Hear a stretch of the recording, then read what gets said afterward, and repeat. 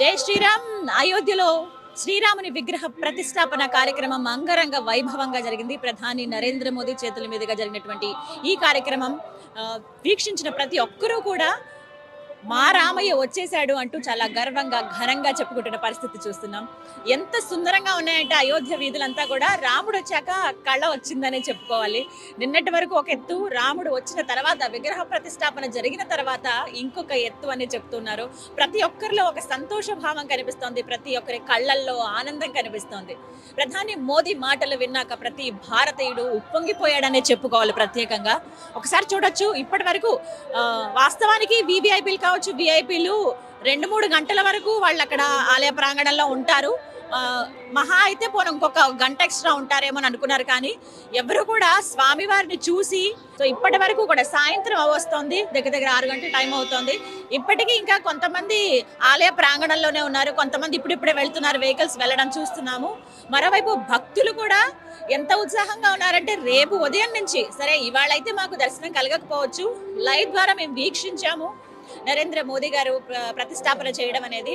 కానీ ఇప్పుడు అంటే రేపు ఉదయం నుంచి మాకు అవకాశం దక్కబోతుందన్న ఆనందంలో కనబడుతున్నారు ప్రతి ఒక్కరు కూడా. రేపటి నుంచి స్వామివారి ఉచిత దర్శనం అనే చెప్పుకోవాలి. ఎలాంటి రుసుము చెల్లించాల్సిన అవసరం లేదు, ఎలాంటి డబ్బులు కూడా కట్టాల్సిన అవసరం లేదు. అండ్ ప్రతి ఒక్కటి కూడా ఆలయ ప్రాంగణంలో ఉన్న ప్రతి ఒక్కటి కూడా ఫ్రీ సర్వీస్ అని చెప్పి రాస్తున్న పరిస్థితి చూస్తున్నాం. లాకర్స్ అంటే దూర ప్రాంతాల నుంచి ఎవరైతే వస్తారో వాళ్ళు వాళ్ళ సామాన్లు భద్రపరచుకోవడానికి ఫ్రీ లాకర్స్ అరేంజ్ చేశారు, ఫ్రీ టాయిలెట్స్ ఉన్నాయి. ఇలా ప్రతి ఒక్కటి కూడా ఎక్కడ డబ్బులు ఖర్చు పెట్టి మీరు వెచ్చించాల్సిన అవసరం లేదు. ఆ రామయ్యను చూడడానికి హ్యాపీగా రండి, వచ్చి మీరు దర్శనం చేసుకోండి అని చెప్తున్నారు. ఎంతమంది అంటే ఒకసారి చూడొచ్చు. ఇప్పటి వరకు బారిగేజ్ అవతల నుంచి వెయిట్ చేసిన ప్రజలు, భక్తులు అందరూ కూడా ఇప్పుడు మొత్తం పురవీధుల్లో ఆనందోత్సాహాలతో తిరుగుతున్నట్టుగా మనం చూస్తున్నాం.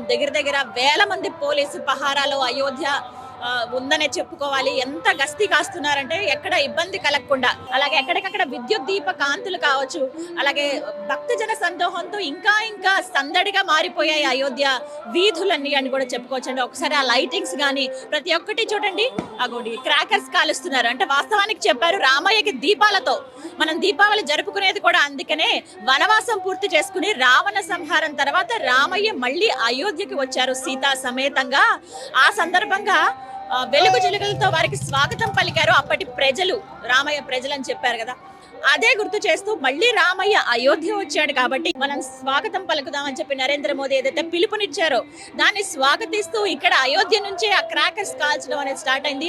మేబీ దేశం అంతటా కూడా ఇదే విధంగా సెలబ్రేట్ చేసుకుంటున్నారని ఖచ్చితంగా చెప్పగలం. ఎందుకంటే ఇంట్లో ఉన్నవారైతే ఒక 5 దీపాలు వెలిగించి ఆ రామయ్యకి స్వాగతం పలికారు. ఇక మిగతా వాళ్ళు ఇంకా ఎక్కువ ఉత్సాహంగా ఉన్న వాళ్ళు క్రాకర్స్ ను పేలుస్తూ తమ సంతోషాన్ని వ్యక్తం చేస్తూ ఉన్నారు. మొత్తం మీద అయోధ్య వీధులన్నీ ప్రతిష్టాపన జరిగిన తర్వాత ఇంకా సందడిగా మారిపోయాయనే చెప్పుకోవాలి. చాలా సంతోషంలో ఉన్నారు భక్తజన సందోహం అంతా కూడా. వివిఐపీలు ఎవరైతే ఉన్నారో ఒక్కొక్కరుగా వెళ్ళిపోతున్న పరిస్థితి.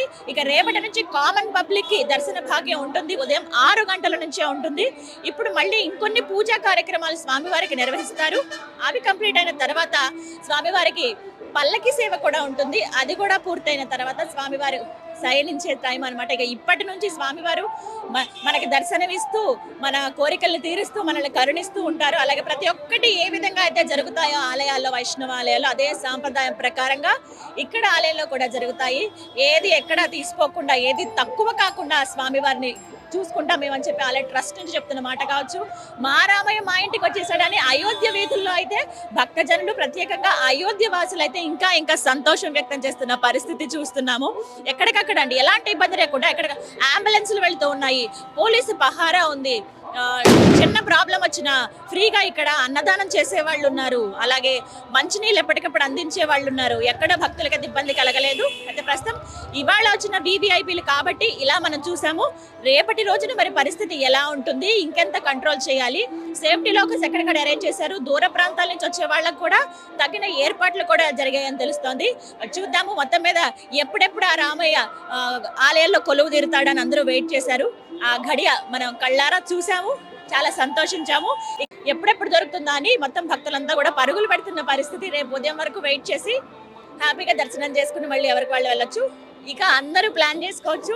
తీరిగ్గా మనం కూడా వద్దాం స్వామివారిని చూడడానికని. మరి ఆ మహద్భాగ్యం ఎప్పుడు కలుగుతుందని అందరూ వెయిట్ చేస్తూ ఉన్నారు. అందరికీ ఆ రాముడి దర్శనం కలగాలనే కోరుకుందాం. జై శ్రీ